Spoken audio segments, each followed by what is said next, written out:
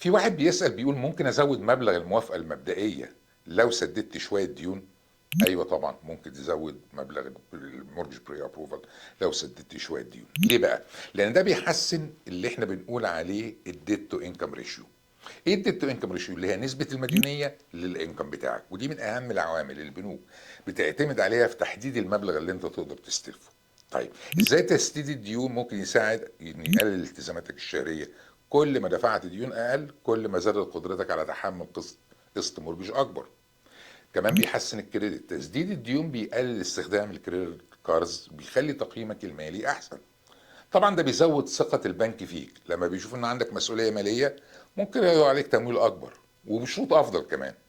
فبعد ما تسدد الديون كلم البنك او المورجج بروكر واطلب اعادة تقييم علشان تشوف لو تقدر تحصل على مبلغ اعلى.